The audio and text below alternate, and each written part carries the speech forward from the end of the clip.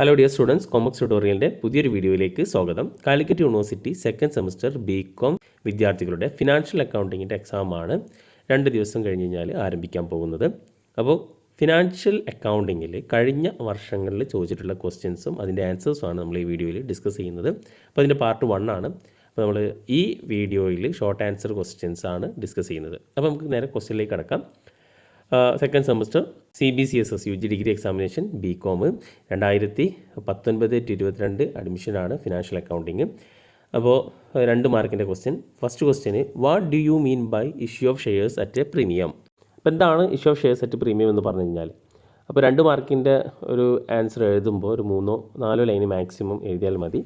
Issue of shares at premium എന്ന് പറഞ്ഞു കഴിഞ്ഞാൽ, a company issue its shares at a premium when the price at which it sell the shares is higher than their par value or face value.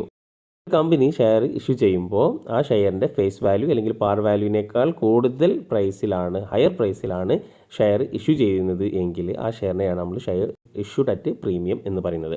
Okay, ഇനി രണ്ടാമത്തെ ക്വസ്റ്റ്യന്, what is calls in advance? എന്താണ് calls in advance? Calls in advance എന്ന് പറഞ്ഞു കഴിഞ്ഞാൽ, it is the repayment of uncalled amount prepayment of uncalled amount on the shares by 1 or more share holders. ഒന്നിലധികമോ share holders അവരുടെ ഷെയറിന് വിളിക്കാത്ത amount, uncalled amount ഉണ്ടാകും, അതിന്മേൽ പ്രീപേയ്മെൻറ്റ് മുൻകൂട്ടിയിട്ട് പേയ്മെൻറ്റ് ചെയ്യുന്നതിനാണ് കോൾസ് ഇൻ അഡ്വാൻസ് എന്ന് പറയുന്നത്. Next question, what is single entry system of accounting?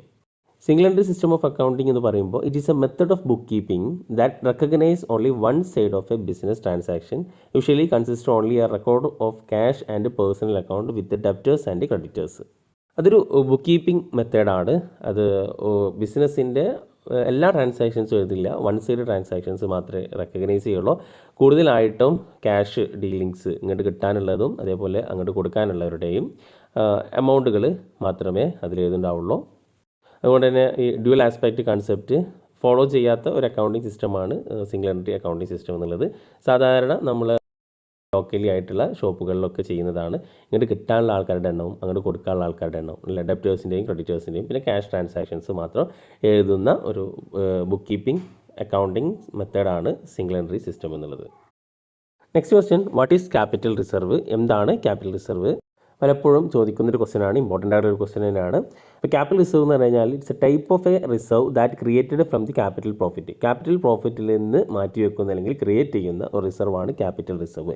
അപ്പോൾ എന്താണ് ക്യാപിറ്റൽ പ്രോഫിറ്റ്? ഇപ്പോൾ ക്യാപിറ്റൽ പ്രോഫിറ്റ് എന്ന് പറയുമ്പോൾ ക്യാപിറ്റൽ അസറ്റ് വിറ്റാൽ കിട്ടുന്ന ലാഭം, അതിനെയാണ് നമ്മൾ ക്യാപിറ്റൽ പ്രോഫിറ്റ് എന്ന് പറയുന്നത്. അപ്പോൾ capital reserve is created from capital profit earned through sale of capital asset. Okay, sale of capital asset എന്ന് പറയുമ്പോൾ ഫിക്സ്ഡ് അസറ്റ്, ഓക്കെ, അത് അല്ലെങ്കിൽ profit on sale of shares. അപ്പോൾ അങ്ങനെയല്ല, ഈ ഫിക്സ്ഡ് അസറ്റ് ഒക്കെ വിറ്റിട്ട് കിട്ടുമ്പോൾ ഉണ്ടാകുന്ന ലാഭം, ആ ലാഭത്തിൽ നിന്ന് മാറ്റിവെക്കുന്ന റിസർവ്സ് ആണ് ക്യാപിറ്റൽ റിസർവ്.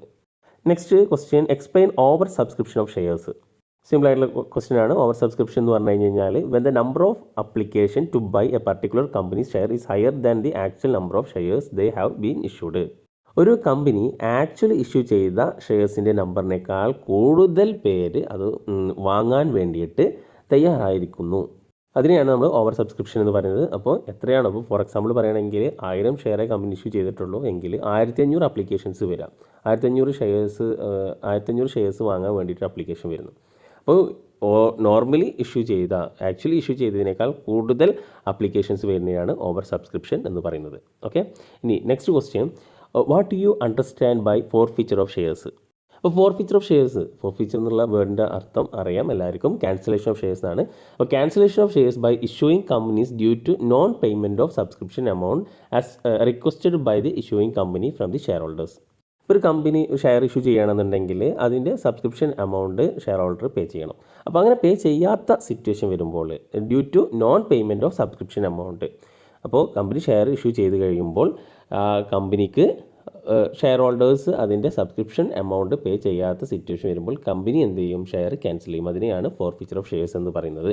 അപ്പോൾ forfeiture of shares means cancellation of shares by which the issuing company due to, എന്തുകൊണ്ടാണ്? Non payment of subscription amount, company request ചെയ്ത പ്രകാരമുള്ള പേയ്മെൻറ്റ് അടയ്ക്കാത്തതിൻ്റെ പേരിൽ ഷെയർസ് ക്യാൻസൽ ചെയ്യുന്നതിനാണ് ഫോർഫീച്ചർ ഓഫ് ഷെയർസ് എന്ന് പറയുന്നത്. Then next question, what are divisible profit? എന്തൊക്കെയാണ് divisible profit? Divisible profit എന്ന് പറയുമ്പോൾ the profit available for the distribution among the share holders of a company as dividend are called divisible profit.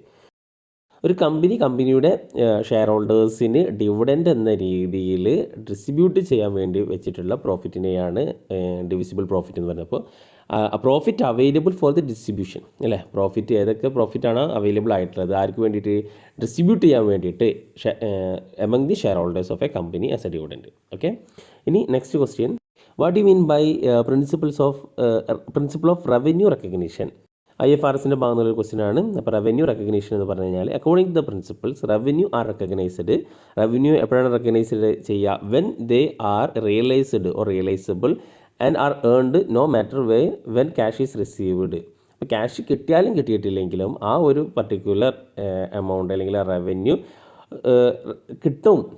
കിട്ടിയിട്ടുണ്ട് അല്ലെങ്കിൽ കിട്ടും എന്ന് ഉറപ്പുണ്ടെങ്കിൽ അതെന്ത് ചെയ്യാം, ആ റവന്യൂ റെക്കഗ്നൈസ് ചെയ്യാം. അപ്പോൾ കിട്ടിയാലും കിട്ടിയില്ലെങ്കിലും എന്ത് ചെയ്യണം, റവന്യൂ അത് റെക്കഗ്നൈസ് ചെയ്ത് കഴിഞ്ഞ് കഴിഞ്ഞാൽ, റവന്യൂ അത് കിട്ടുമെന്ന് റിയലൈസ് ചെയ്ത് കഴിഞ്ഞ് കഴിഞ്ഞാൽ ആ റവന്യൂ എന്ത് ചെയ്യണം, റെക്കഗ്നൈസ് ചെയ്യണം. Next question expand IFRS expand ചെയ്യാനാണ്. IFRS എന്ന് പറഞ്ഞു കഴിഞ്ഞാൽ നമുക്കറിയാം ഇൻ്റർനാഷണൽ ഫിനാൻഷ്യൽ റിപ്പോർട്ടിംഗ് സ്റ്റാൻഡേർഡ് ആണ്. Okay, next question, what is private placement? എന്താണ് പ്രൈവറ്റ് പ്ലേസ്മെൻറ്റ്? ഇഷ്യൂ ഓഫ് ഷെയർസിൽ പെട്ടതാണ്. ഷെയർ ഇഷ്യൂ ചെയ്യുന്നത് പലതരത്തിലാണ്, ഇഷ്യൂ ടു പബ്ലിക്, അതേപോലെ പ്രൈവറ്റ് പ്ലേസ്മെൻറ്റ് എന്നൊക്കെ പറഞ്ഞിട്ട്. അപ്പോൾ അതിൽ പ്രൈവറ്റ് പ്ലേസ്മെൻറ്റ് എന്ന് പറഞ്ഞു കഴിഞ്ഞാൽ sale of shares or bond to pre selected investors and institution rather than in the open market. അപ്പോൾ ഓപ്പൺ മാർക്കറ്റിൽ വിൽക്കുന്നതിന് പകരം ഏതെങ്കിലും മുൻകൂട്ടി സെലക്ട് ചെയ്തിട്ടുള്ള ഇൻവെസ്റ്റേഴ്സിനോ അല്ലെങ്കിൽ ഇൻസ്റ്റിറ്റ്യൂഷൻസിനോ ഷെയർസ് വിൽക്കുന്നതിനെയാണ് പ്രൈവറ്റ് പ്ലേസ്മെൻറ്റ് എന്ന് പറയുന്നത്. അപ്പോൾ മിക്കവാറും അത് ഫാമിലിയോ ഫ്രണ്ട്സോ റിലേറ്റീവ്സോ അങ്ങനെയുള്ള ആൾക്കാർക്കാകും ഈ പ്രൈവറ്റ് പ്ലേസ്മെൻറ്റ് വഴി ഷെയർ ഇഷ്യൂ ചെയ്യുന്നത്. അപ്പോൾ മുൻകൂട്ടിയിട്ട് പ്രീ സെലക്ട് ചെയ്തിട്ടുള്ള ഇൻവെസ്റ്റേഴ്സിന് അല്ലെങ്കിൽ ഇൻസ്റ്റിറ്റ്യൂഷൻസിന് ഷെയർ അല്ലെങ്കിൽ ബോണ്ട് വിൽക്കുന്നതിനെയാണ് പ്രൈവറ്റ് പ്ലേസ്മെൻറ്റ് എന്ന് പറയുന്നത്. Next question, write the objectives of ASB. Accounting standard ബോർഡിൻ്റെ ഒബ്ജക്റ്റീവ്സ് എഴുതാനാണ്. അതിപ്പോൾ ഏത് ബോർഡ് ആയിക്കോട്ടെ, അക്കൗണ്ടിംഗ് സ്റ്റാൻഡേർഡ് ബോർഡ്, അതിപ്പോൾ IASBയോ ASBയോ അല്ലെങ്കിൽ FASB ഒക്കെ ആയിക്കോട്ടെ, അതിൻ്റെ പ്രധാനപ്പെട്ട ലക്ഷ്യം ഫോർമുലേറ്റ് അക്കൗണ്ടിംഗ് സ്റ്റാൻഡേർഡ് ആണോ. The main function of ASB accounting standard ബോർഡിൻ്റെ മെയിൻ ഫംഗ്ഷൻ എന്ന് പറഞ്ഞു കഴിഞ്ഞാൽ ഫോർമുലേറ്റ് അക്കൗണ്ടിംഗ് സ്റ്റാൻഡേർഡ്സ് ഫോർമുലേറ്റ് ഉണ്ടാക്കുക എന്നുള്ളതാണ്. While formulating the accounting standards, the ASB will take into consideration applicable law, customs, usage and business environment of prevailing in India. അപ്പോൾ ഇന്ത്യയിലെ accounting standards ഉണ്ടാക്കുന്നൊരു ബോർഡാണ് accounting standard board എന്നുള്ളത്. അപ്പോൾ അവർ ആണ് accounting standards prepare ചെയ്യുന്നതും formulate ചെയ്യുന്നതും. അപ്പോൾ അങ്ങനെ അക്കൗണ്ടിംഗ് സ്റ്റാൻഡേർഡ്സ് പ്രിപ്പയർ ചെയ്യുമ്പോൾ അവിടുത്തെ ആപ്ലിക്കബിൾ ആയിട്ടുള്ള നിയമങ്ങൾ, കസ്റ്റംസ്, യൂസേജ്, ബിസിനസ് എൻവിറോൺമെൻറ്റ് ഇതൊക്കെ കൺസിഡർ ചെയ്തിട്ട് വേണം അക്കൗണ്ടിംഗ് സ്റ്റാൻഡേർഡ്സ് പ്രിപ്പയർ ചെയ്യാൻ. Okay, next question, what is convertible preference share? എന്താണ് convertible preference share? Convertible preference share എന്ന് പറഞ്ഞു കഴിഞ്ഞാൽ അതൊരു പ്രിഫറൻസ് ഷെയർസ് ആണ്. അതിൽ ദാറ്റ് ഇൻക്ലൂഡ് ഒരു ഓപ്ഷൻ ഇൻക്ലൂഡ് ചെയ്തിട്ടുണ്ട് for the share holders to convert the shares into fixed number of equity shares. അപ്പോൾ അവരുടെ കയ്യിലുള്ള ആ പ്രിഫറൻസ് ഷെയർ ഒരു പർട്ടിക്കുലർ പീരീഡ് കഴിഞ്ഞ് കഴിഞ്ഞാൽ, പ്രീ ഡിറ്റർമൈൻഡ് ഡേറ്റ് കഴിഞ്ഞ് കഴിഞ്ഞാൽ അവരുടെ പ്രിഫറൻസ് ഷെയർ ഇക്വിറ്റി ഷെയർ ആയിട്ട് കൺവേർട്ട് ചെയ്യാൻ പറ്റുന്ന ഷെയറിനെയാണ് കൺവെർട്ടബിൾ പ്രിഫറൻസ് ഷെയർ എന്ന് പറയുന്നത്. സിമ്പിളായിട്ട് പറയുകയാണെങ്കിൽ പ്രിഫറൻസ് ഷെയർ ഇക്വിറ്റി ഷെയർ ആയിട്ട് കൺവേർട്ട് ചെയ്യാൻ പറ്റുന്ന ഷെയറിനെയാണ് കൺവെർട്ടബിൾ പ്രിഫറൻസ് ഷെയർ എന്ന് പറയുന്നത്. Simple. Next question, what is balance sheet? അപ്പോൾ ഇങ്ങനത്തെ ഒരു ക്വസ്റ്റ്യൻ വന്നു കഴിഞ്ഞാൽ നമ്മൾ കുഴക്കുന്നതാണ്. എന്താണ് ബാലൻസ് ഷീറ്റ്? പെട്ടെന്ന് നമുക്ക് മീനിങ് പറയാൻ പറ്റില്ല.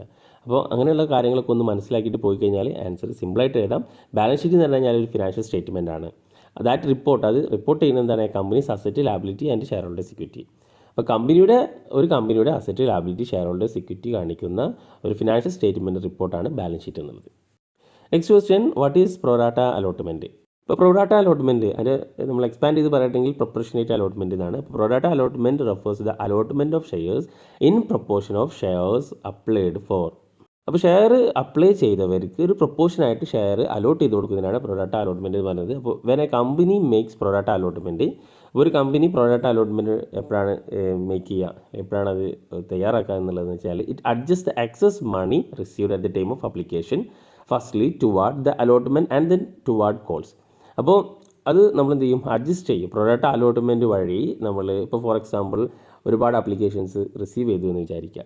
അപ്പോൾ നമ്മൾ പ്രൊറാട്ട അലോട്ട്മെൻറ്റ് നടത്തുന്നുണ്ട്. അപ്പോൾ 10 ഷെയർ ഇഷ്യൂ ചെയ്തവർക്ക് ചിലപ്പോൾ 10 എണ്ണം കൊടുക്കാൻ പറ്റിയിട്ടില്ലെങ്കിൽ ചിലപ്പോൾ 8 എണ്ണം കൊടുക്കുന്നു.